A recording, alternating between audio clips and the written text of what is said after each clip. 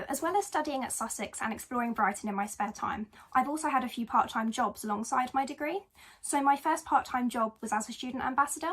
So this involves engaging with prospective students and talking to them about higher education if they haven't considered it, which I found really, really great.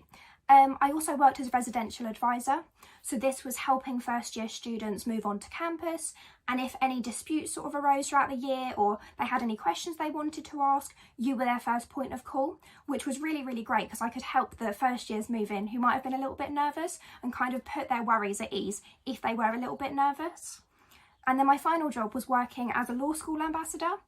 So this was more subject specific, tailored directly for prospective law students. So as well as perhaps showing them around the campus, we would also be discussing the specifics of the degree, the lecturers and the law school as a whole. Having a part-time job or part-time jobs while at university is a great way to top up your money and give you a little bit more flexibility with your weekly budget. So you can treat yourself occasionally, maybe get a takeaway a little bit more often, which is always nice when you're at university and potentially might feel a little bit homesick or just want to pig out on a nice pizza one evening.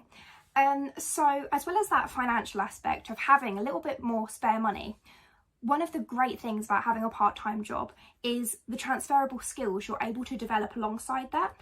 So firstly, the initial thing of having a part-time job alongside working in your degree shows great time management skills. If you're able to balance and prioritise tasks accordingly, recruiters are going to really, really like to see that because it shows that initiative of figuring out when to do things, earning money alongside your degree, but not letting your degree grade suffer because of it.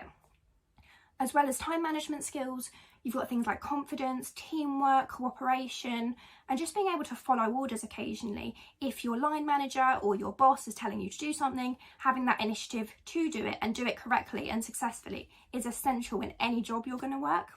So I'd really recommend getting a part-time job if you can, for the money aspect, but also for the transferable skills you can develop from it. So the jobs that I've worked while at university have been primarily based on campus, but that's not the only way to get a job while you're at university. So a lot of students decide to work in town. So this might be in a retail shop, in a pub, in a restaurant, somewhere like that, to just give them that flexibility of working in town. And generally in a student city, the employers and places that you might want to work will be flexible in knowing that you're a student. So you'll probably want changeable hours or the availability to go home at the weekend occasionally, so that can kind of fit around you.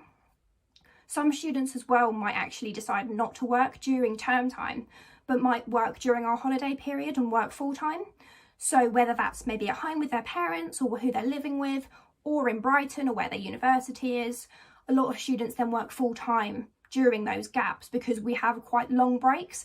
So at Christmas we get pretty much more than a month off. So if you're working full time there, that can really help you top up your money and again, develop those transferable skills I was talking about earlier.